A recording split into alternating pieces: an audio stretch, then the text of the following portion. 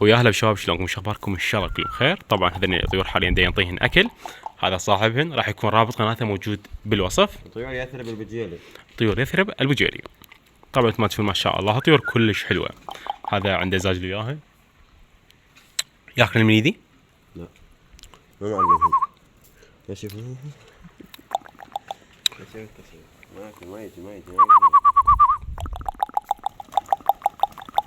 مثل ما تشوفون ما شاء الله طيور كلش حلوه، الوان كلش حلوه. عنده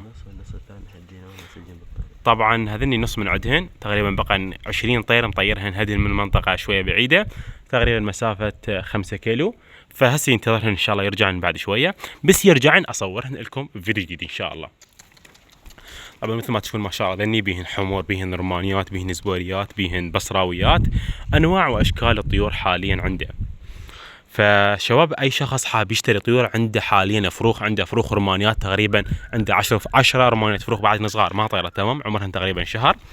فاللي حاب يشتري طيور يجي يتواصل وياي تمام، يجي علق لي يقول لي طيور علوش انا بدي اشتري طيور، فاني راح اعرفك على هالصديقي، وان شاء الله عنده خدمه توصيل داخل محافظه صلاح الدين بالمجان، وايضا عنده طرق توصيل خارج محافظه صلاح الدين، لكن سعر الطير راح يكون شويه عليه زياده 10,000 دينار، لان التوصيل راح يوصلك لحد باب بيتك.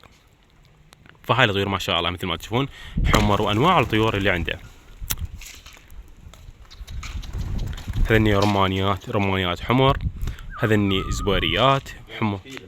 هذني تشكيله طبعا قلت لكم بعد عندي 20 طيره مطيرهن حاليا ينتظرهن يرجعن تمام. هذاك القفص مالتهن، وعنده حاليا دا ينتظر بيهن يشوفن ايش وقت يرجعن. حاليا راحوا طيروهن له.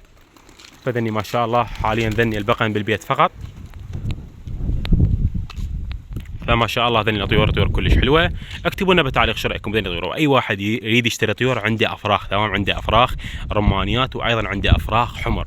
عنده افراخ حمر تقريبا 5 فروخ، مو الواحد بيش الزوج ب10 مو ايه زوج ب10 بعدهن ما طيرت، يعني بعدهن فروخ بعدهن صغار كلش صغار. فاللي حاب يشتري طيور يجي يتواصل ويانا.